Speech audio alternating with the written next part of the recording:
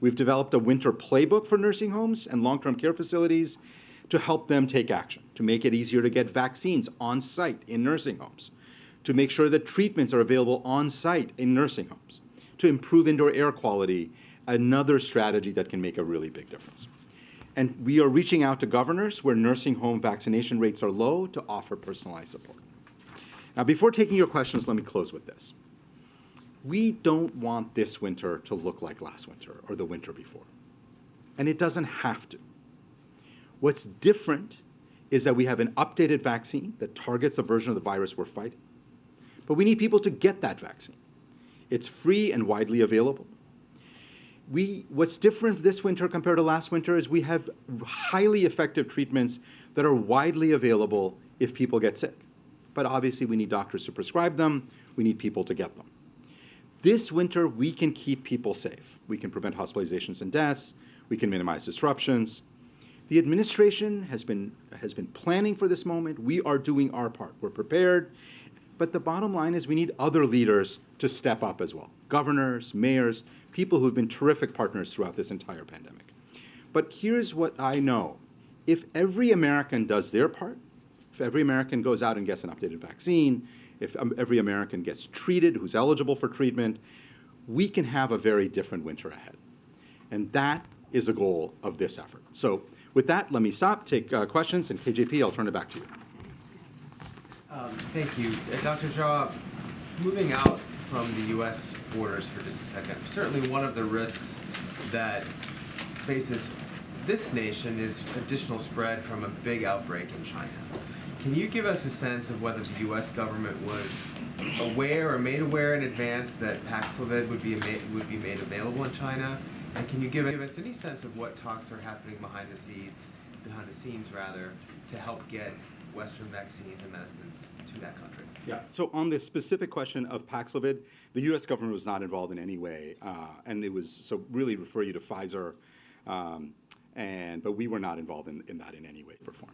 On the broader question you're raising, Jeff, what I would say is this, and since the beginning of this administration, the president has been very clear that we think it's really important for the world to benefit from the fruits of American scientific innovation.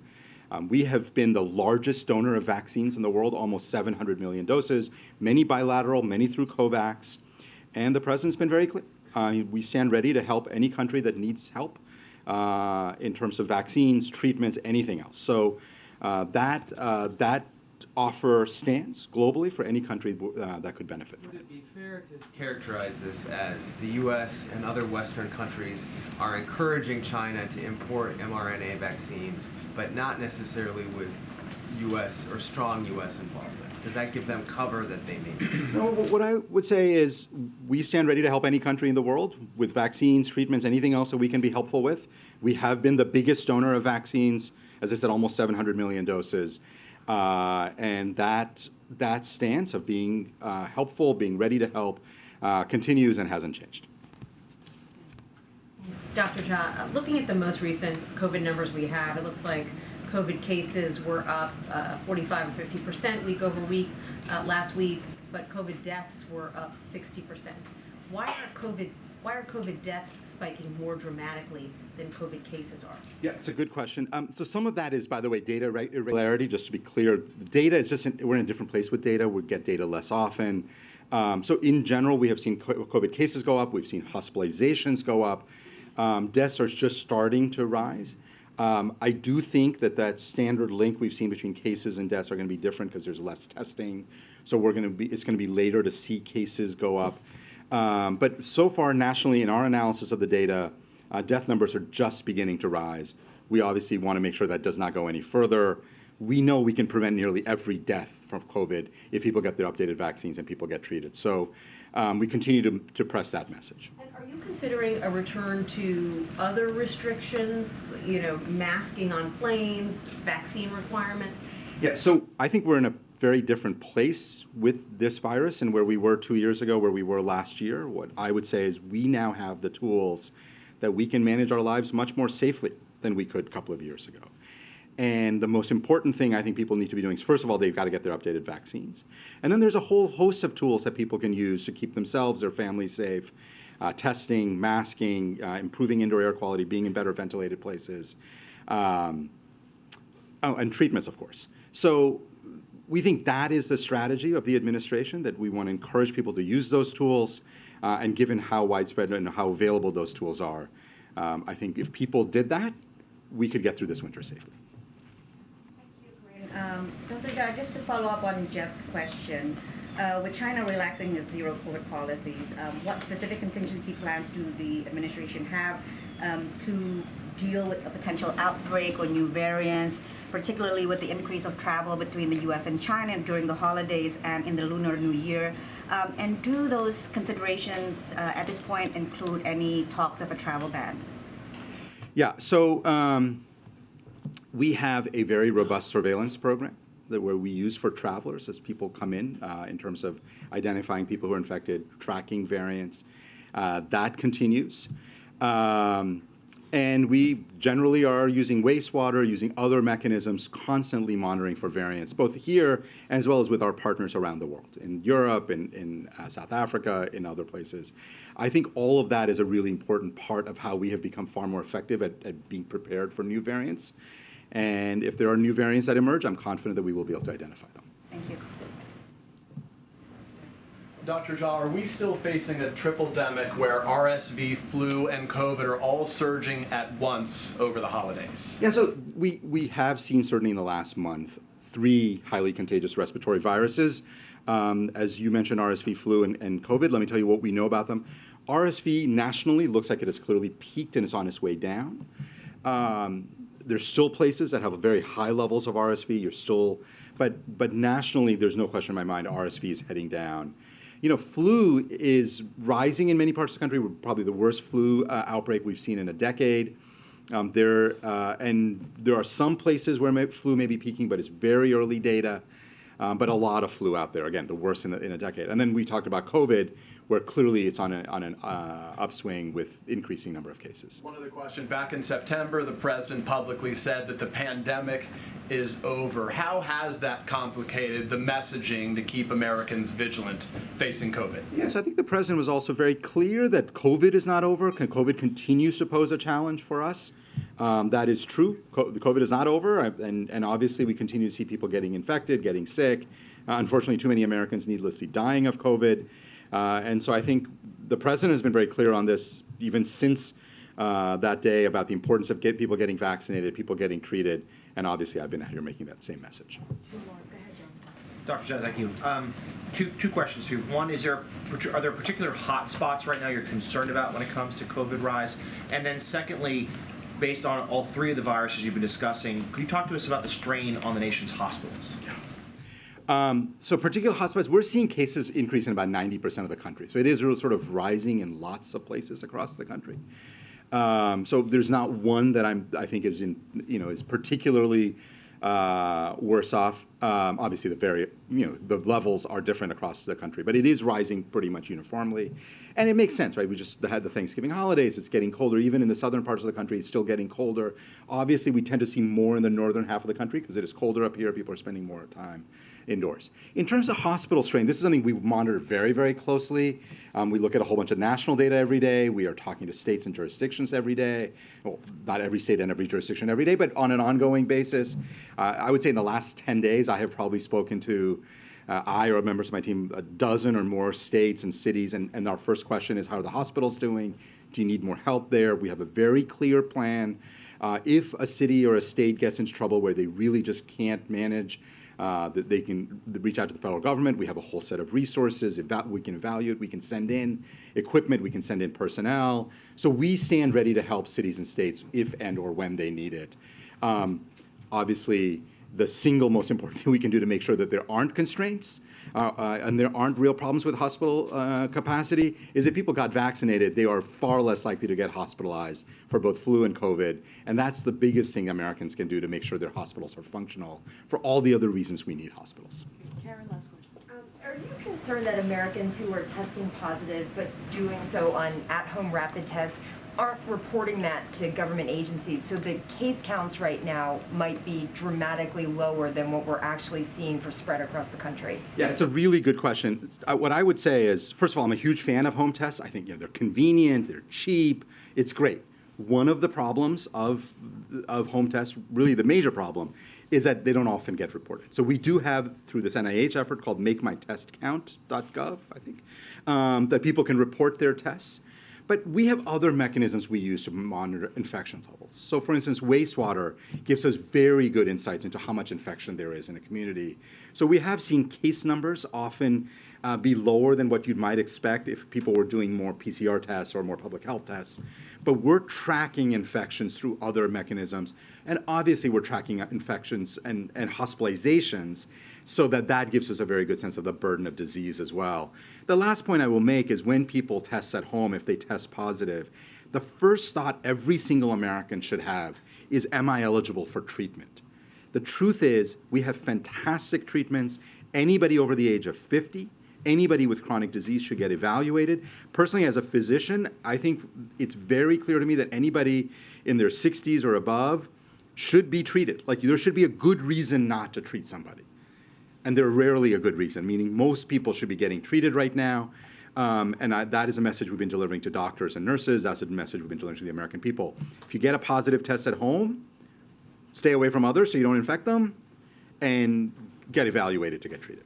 Ken, on the funding that is being used to purchase the new tests for this new round for people to get them sent to their houses, were there cuts to other COVID programs in order to pay for those tests? Yeah, so let me talk about how we're able to do this. So we paused the program, at the end of the summer because we wanted to make sure that we still had supply for a winter potential increase of cases in the winter.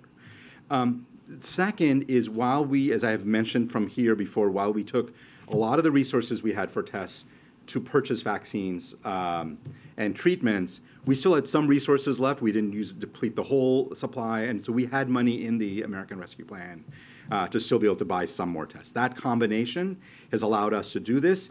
It is on a limited basis. We're not going to be able to keep this open forever. Okay, thank you, Dr. AJP, thank you very much, and thanks everybody. All right, happy holidays. Okay, just a couple of things at the top, and then we'll take some questions. So today is the final day of the U.S.-Africa Leaders Summit, a summit that has underscored the U.S. commitment to reinvigorating partnerships across the continent. President Biden, Vice President Harris, and other officials across the administration have had the opportunity to spend a lot of time with the leaders from across Africa over the last couple of days, including at last night's dinner here at the White House. Now, this afternoon, the President will address the summit one more time at this afternoon's discussion on food security and food system resilience. This week, President Biden and Vice President Harris have had the opportunity to announce new initiatives that will empower African institutions and citizens. The President reaffirmed our resolve to work collaboratively with African governments, businesses, and civil society to strengthen people-to-people ties, ensure more inclusive and responsive global institutions, build a strong and sustainable global economy, foster new technology and strengthen innovation, strengthen health systems, and prepare for the next pandemic, tackle the food security and climate crisis, support democracy and human rights, and advance peace and security. The Biden-Harris administration plans to commit at least $55 billion in Africa over the next 3 years, working closely with Congress, and more than $15 billion in private sector investment deals were announced at the U.S.-Africa Business Forum. And of course, you've heard the President announce this week to plan to travel to Africa and to continue the work over the course of this summit and to strengthen our partnership across the continent. I also want to talk about something that affects millions of people across the country every day. And with the holiday season upon us, and in the light of the tragic news about Twitch this week, we think it's important that we shed light on the resources available to any American dealing with mental health challenges or emotional distress.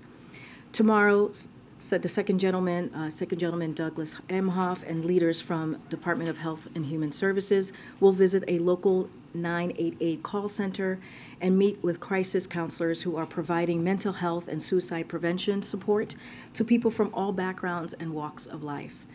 The 988 Suicide and Prevention Lifeline provides free, confidential, 24/7 support to Americans across the country experiencing suicidal crisis or severe emotional distress. Anyone, anywhere in the country can call or text 988 or chat 988lifeline.org to reach a live trained counselor. And thanks to the President, our administration has invested $432 million in getting the 988 Suicide and Crisis Lifeline up and running in communities across the country, an 18-fold increase in investment from the previous administration. So before we go into questions, I'll repeat myself one last time here for all of you, all of those who are struggling. We stand with you, and our administration will keep fighting for you. One last thing before we really take questions is I want to give you guys a little bit of the week ahead. Just a quick look here. This evening, the President will travel to Wilmington, Delaware. Tomorrow, the President will visit and speak at a town hall at the Major Joseph R. Bo Biden III National Guard Reserve Center in Newcastle, Delaware. This is a capstone on the Department of Veterans Affairs PACT Act Week of Action with over 90 events and counting held across the country to encourage veterans to sign up for health care, get screened for toxic exposure, and submit a claim if they are experiencing a toxic exposure-related condition. The President will speak with veterans, their families, caregivers, and survivors to discuss the historic expansion of benefits and services resulting from the Bipartisan PACT Act. I anticipate a preview with more details will be shared ahead of the event, so please stay tuned to that. Afterwards, the President will return to Washington, D.C. for internal meetings and more holiday receptions. Friday evening, the President will return to Wilmington, Delaware, where he will remain over the weekend. On Monday, the President will return to Washington, D.C., and in the evening, he and the First Lady will host a Hanukkah holiday reception in the Grand Foyer, right here in the White House, in the residence, to be more precise. We'll have more to share on next week's guidance in the coming days, but we can also confirm today that next weekend, the President and First Lady will celebrate Christmas at the White House. And with that, Zeke, you want to kick us off? Thanks, Karine. Just a bit of housekeeping to start off with. I was hoping you could shed some light on the apparent radio miscommunication that kept the White House press pool, separating the press pool from the President's motorcade when he returned to the White House today. Yes. Give me 1 second, because I do have something to share on that. So there was no emergency, just to be clear, or a security situation. And it appears that there was a radio miscommunication upon departure. Vans picked up the White House staff and press that were left at the convention center, so also White House staff were also left as well. And we waited to start the press briefing until everyone returned to the White House. We share an appreciation for how important it is for the press pool to travel with the President, and this remains a priority for our entire team. We sincerely apologize for the confusion and inconvenience, and just to reiterate, we also sadly left White House staff as well at the convention center. So it was not just the press. So just wanted to make that clear again. But with all seriousness, we do apologize for that. The President, in his remarks earlier, alluded to a trip to Africa himself. Do you have details on when he might go and where he might go? And I know that Jake spoke to this when he was here on Monday as well. Look, I don't have anything to share at this time. What I can say is, and this is basically what Jake said on Monday, is that the Vice President and a number of cabinet officials, they're all looking forward to visiting the African continent in 2023. Just don't have anything to preview at this time. And then, I'm sorry, I'm back on COVID. Something that Dr. Jha talked a lot about, the importance of Americans getting vaccinated. The latest CDC data shows that only about 14% of Americans have actually gotten the updated vaccines.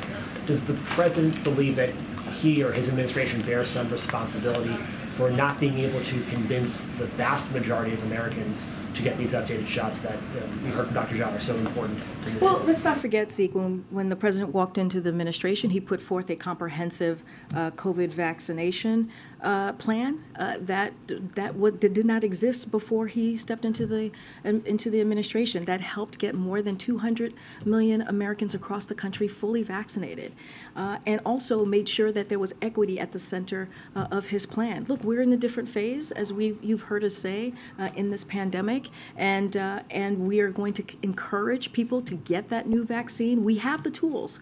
We have the tools that we know work when it comes to COVID, when it comes to this pandemic, and we're going to continue to let folks know to utilize those tools. And so you've seen, as I started this briefing saying, we're seeing a familiar face in the press briefing room, and that's because we've been trying to be very consistent on pushing that message out and letting people know that they need to get the new vaccine. It is important. We know it works, especially as they're going to see their grandparents, as they're going to see families, how important it is to get that new vaccine for themselves, but also for their loved ones. Look, we believe we've had a comprehensive message, we've had a comprehensive plan, but again, we're in a new phase of this pandemic, and we just have to continue to beat the drum, and we'll continue to do that. Thanks, Karine. On immigration, we've talked to so many Border Patrol agents and leaders who are just really worried and anxious about the possibility of Title 42 ending next week. Big picture, what is the administration doing right now to get ready for that? So a couple of things that I want to lay out, and I kind of laid this out before, but I want to reiterate it here, is that we're doing the work. We're going to do this in a safe and humane way, and we will have more to share on the proposed preparedness next week before the December 21st date. But look, we also need Congress to act. It is important that they deliver the resources we requested for the border security and management. They need to pass the comprehensive immigration reform that we have put forth. On day one, the president put forth a comprehensive reform plan that dealt with protecting for dreamers, cutting down the asylum buildup that we have been seeing, especially because of what the last administration did, and they completely gutted the system. And we know that this has been a multi-decade-long problem. We need to modernize the system, and this is something that the president has put forth, and we are looking for Congress to act. We are asking Congress to act. And so, but in the meantime, what we have been able to do is the president, as I've mentioned before, has secured historic funding. We have 23,000 border security agents at the border, and that is the most amount that we've ever had, and that's because of what the president has been able to do. And we have worked to launch a historic anti-smuggling operations that are taking thousands of smugglers off the streets. But look, the reality is we need Congress to take action. We need to do this in a bipartisan way, as we have done, as the president has been able to do more than 200 times during his administration. There's been some reporting out there that the administration is considering changes to the asylum policy, potentially making it so that someone can only apply for asylum if they've already been denied from another country like Mexico. Is that true? Is the administration considering any changes to policy? So look, I know there's a lot of rumors out there about that, a lot of speculation. I don't have anything to announce at this time or from here at this time. What I would encourage people to do is to read the Department of Homeland Security. They put forth a 6-point plan on how they're going to move forward with dealing with the post December 21st deadline when Title 42 indeed lifts, but don't have anything more to announce about any new plans from here. Okay. Thanks, Karine. DHS warned in a memo obtained by CNN this week that the end of Title 42 will, quote, likely increase migration flows immediately into the U.S. So I'm wondering, how many migrants are you expecting to try and cross into the U.S. through the southern border next week? And is the administration prepared for this anticipated surge? So look, we have an intensive all-of-government effort underway to prepare.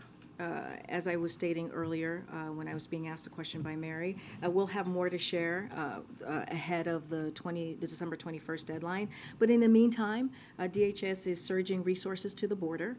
As you've seen, as you're probably seeing in El Paso, I talked a little bit about this on Monday, where over the last 72 hours, they've moved thousands of individuals out of the city. They're doubling down on the anti-smuggling operations that the president launched months ago. They're also working with our international partners to discourage disorderly mass movements across the border. Moving forward, expect us to continue leaning in on our successful strategies like these and like our parole program for Venezuelan nationals, which has drastically reduced the number of Venezuelans attempting to enter unlawfully, and will continue to drive messaging in the region to counter disinformation from smugglers. So that's another thing that we have to keep an eye on, is how the misinformation that's going to be going out to smugglers in the next couple of days. And so we have to sure we'll work together with all of you, our team will, to make sure that that doesn't happen, because that is one of the big issues that we're seeing when it comes to migrants trying to cross the border. Are you aware of this warning from DHS, and do you have an estimate of how many people you're expecting will try and cross the border when Title 42 Look, I goes away? don't have an estimate to share with you. What I can tell you is that the Department of Homeland Security has put out a 6-point plan. As you all know, my Secretary Mayorkas was at the border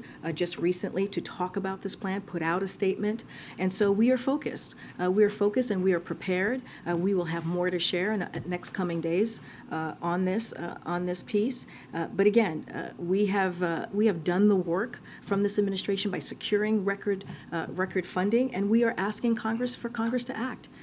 We are not asking for political stunts. We continue to see political stunts from many Republicans out there, and that's not how we're going to fix this issue. They want to secure the border. We've been doing that work on our own. And we're asking them to, hey, you know what? There's an immigration reform plan that the president put out on the first day. They should work with us and do this in a bipartisan way. And then in terms of the funding negotiations on Capitol Hill, we've seen this administration, this president at times play a more hands-on role, a more hands-off role in some negotiations, depending on the situation. What's the case with these negotiations? How involved has the president been? Which particular negotiations are you talking about? The spending bill. The omnibus bill more broadly. So look, we're encouraged by the bipartisanship that we're currently seeing, to the progress that we're seeing in Congress from leaders and the progress that they're making. So it's a key step on the path to a full-year government funding bill that delivers for the American people. We're optimistic that members of both parties can build on this progress and produce a funding bill that can pass the House and Senate signed into law by the president. But to your question, though, look, the president has been very engaged. He's been talking to congressional members. He had the Big Four here not too long ago, and this was in the readout. This was the government funding was the main priority that they discussed. And we have our team here. We have Shalonda Young from OMB. I've mentioned this before, who's the director, who has been playing point on this, who knows how to work across the aisle and do things in a bipartisan way. And she is leading that effort, along with our Office of Leg Affairs, who have had multiple calls, multiple meetings in getting this done. Look, this was done in a bipartisan way last year, and we believe it can be done in a bipartisan way this year as well. Are you confident this one-week stopgap will pass? We have said, I said this earlier, if Congress needs a little bit more time to get this done, they should take that time, but we believe there's enough time to get the omnibus done. And so we are encouraged by what we're seeing in that progress, and we believe that it can get done in time. Did I just, okay.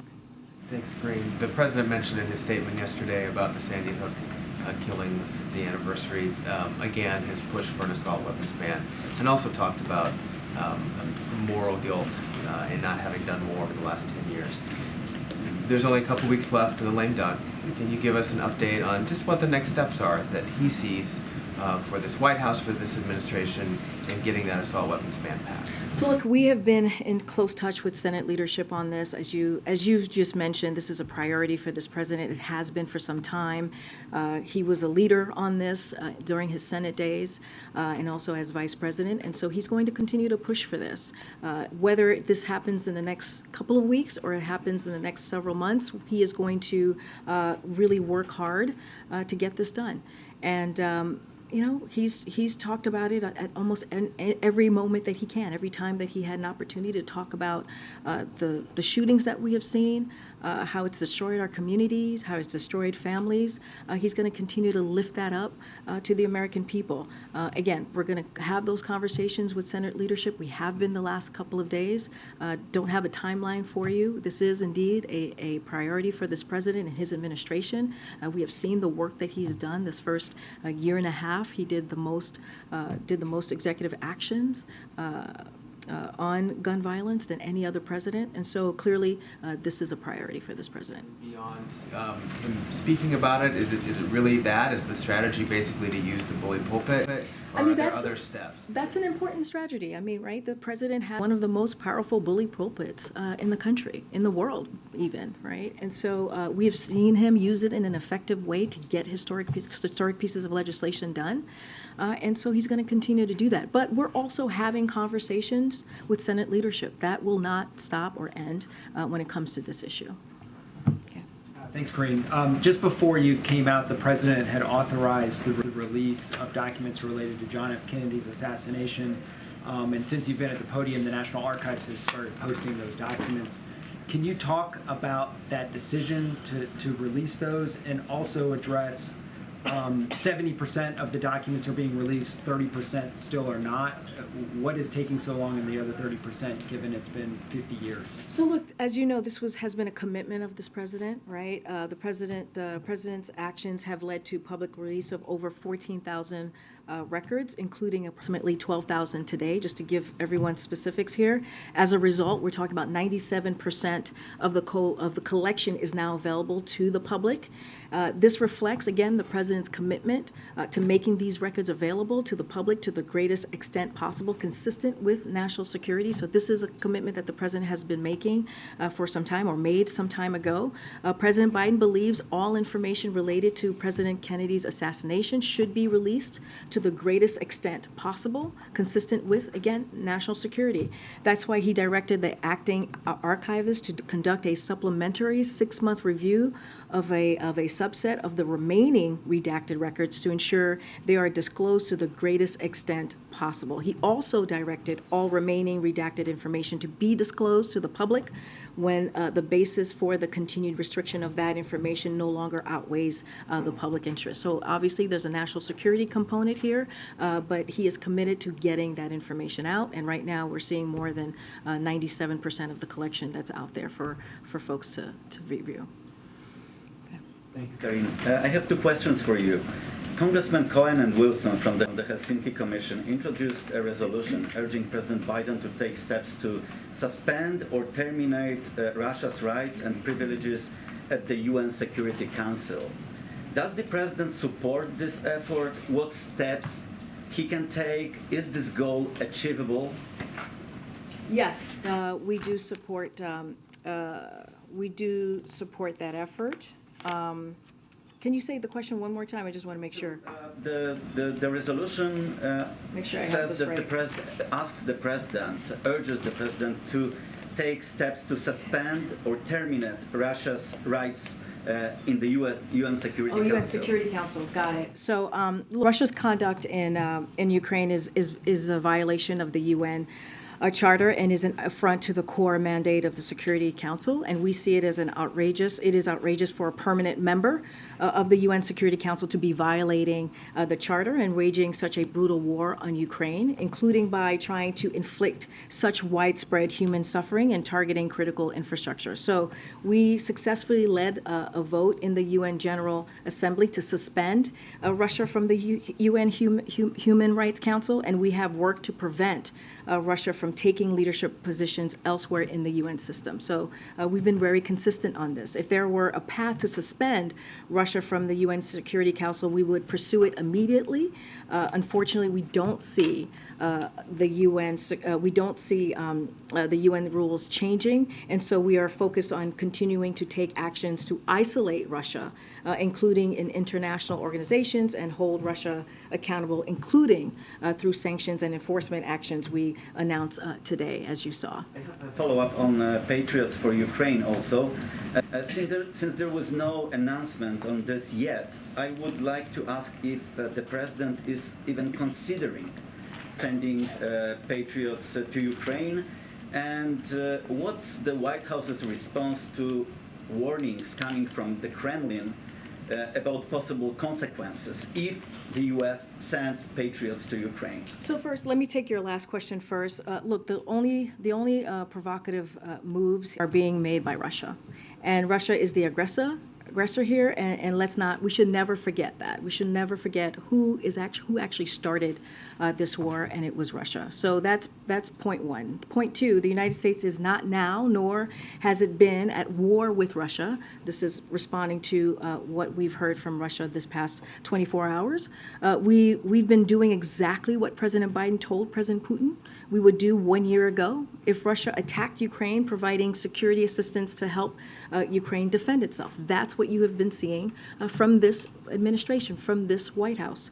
Finally, while I don't have any new security assistance packages to speak of today, as you all know, President Biden has been clear about this. The United States will continue to support Ukraine for as long as it takes, alongside our allies and partners, as the people of Ukraine defend their country, as they defend their freedom, as they defend their sovereignty, and we will continue to do that. Expect any announcement this week, as it was reported by the U.S. media? I just don't have anything to share with you at this time. Go ahead, JJ.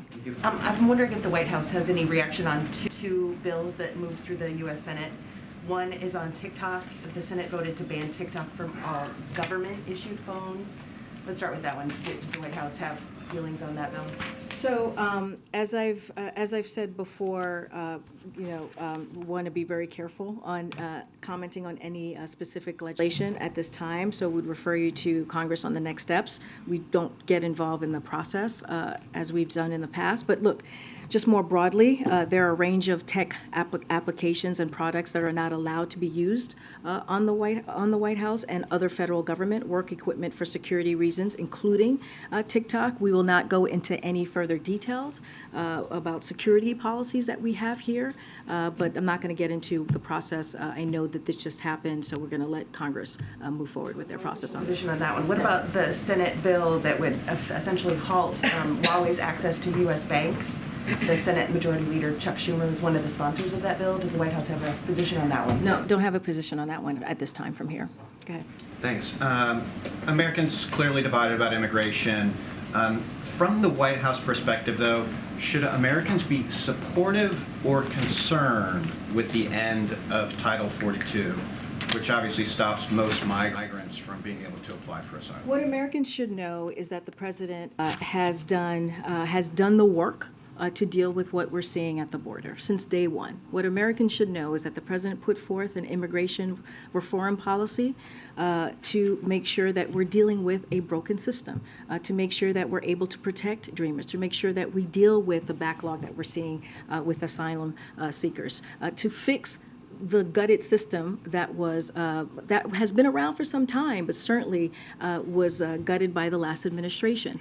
And the work that the president has done, he wants to do this in a bipartisan way. But what we're seeing is Republicans continue to move forward with political stunts. Many of them are doing this, and we continue to see this over the last several months.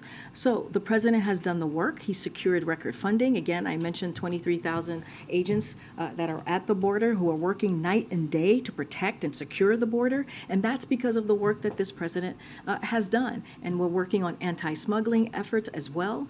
And so, look, what the American people should know is that we have taken the steps. We're taking the step to prepare for what is for when Title 42 is lifted next week, and you saw that from the Department of Homeland Security. Secretary Mayorkas was very clear about that. He laid out their 6-point plan when he was at the border just a couple of days ago, and this is an administration that has taken this very, very seriously. But does the White House think that ending Title 42, a Trump-era policy, is a good thing?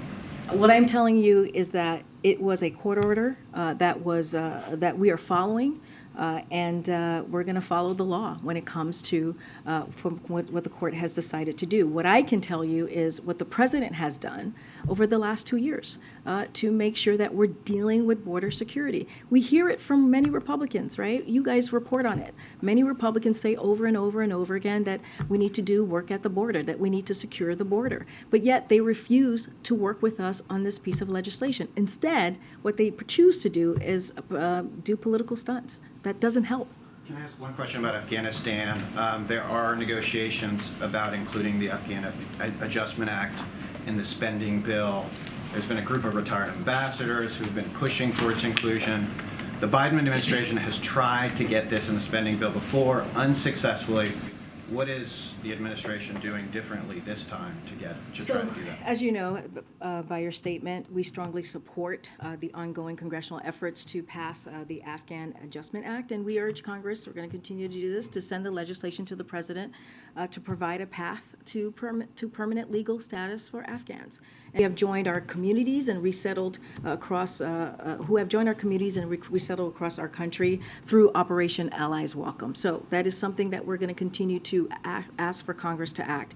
We first asked Congress to pass this legislation back in August of 2021 and have been working with members of Congress from both parties to try to pass it ever since.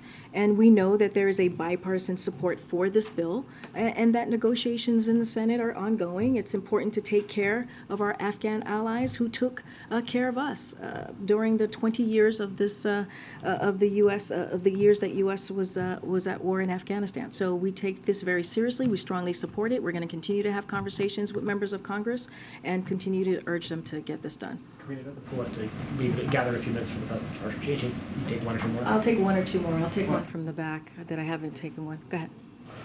Thanks, Karine. Jake Sullivan was in here on Monday and said an engagement with Russian counterparts was planned for this week on the Paul Whelan case. Do you have any updates on that, or can say whether that happened? So, as you know, we want to be really mindful of any conversations that we have as we're talking about negotiations. So we're not going to, speak about that in public. I don't have anything to share, but so that you know, and we've said this before, and Jake has been very clear. The president has been very clear. We take this when Americans are wrongfully detained or held hostage. We take that very seriously, and we are going to do everything that we can to bring Paul Whelan home. That is a priority, but certainly we're not going to talk about steps or any conversations in public because we want to make sure that we get this done. And just one other question. Can you give us an update on Mayor Garcetti's nomination as ambassador to India? Does the president need to resubmit his name to the new Congress? Where are you guys at with that? So look, as you know, this is a priority and continues to be a priority for us. Mayor Garcetti is well qualified to serve in this vital role. The Senate Foreign Relations Committee, as you know, voted Mayor Garcetti out of committee unanimously after reviewing this matter thoroughly, and we're hopeful that full Senate will confirm him promptly, and so we're going to continue to support him. Okay, go ahead, Emily. Thanks, Karine. I have some follow-ups on Title 42. I know you said you guys are hopeful that the omnibus gets passed, but what kind of preparations are being done in case it doesn't and communities do get overwhelmed and need some resources? And also, does the administration fear that the end of Title 42 will lead to a spike in COVID cases in the country? So let me just talk a little bit about there's $3 billion for border funding. So a couple of things, again, if Republicans are serious about this, we put forth some $3 billion plan that we are asking for Congress to support. Here's what it would do. It would ensure that the men and women of the Department of Homeland Security have the resources they need to secure our border and build a safe, orderly, and humane immigration system. The funding will integrate surveillance towers, inspect technology, Border Patrol rotary wing aircraft and helicopter aircraft sensor upgrades, tactical maritime surveillance system, and also law enforcement radios, faster asylum claim processing, and so much more. So we believe it's incredibly important to get that done as well. But to your question about the winter surge, how Dr. Jha was talking about this from the podium, look, because of the president's work and what he's been able to do throughout his administration, the American people have tools. We know what works, and to protect themselves from COVID, and we continue to encourage them to use the tools as we always have. Now on Title 42, we are required by the court to lift Title 42, and we plan to comply with that order. And so, but Title 42 or not, every individual encountered at the border is screened and processed by Border Patrol agents before they are placed in removal proceedings. And like I've said a couple times already, Department of Homeland Security has been on top of this. We are prepared. We are ready to do this in a humane way and in a safe way. And so it is something that the president has been working on since day one of his administration. Thanks, Karine. All right. Thanks, everybody. Thanks, everybody. Do you have time for one more, Karine? Gotta go. Thanks, everybody.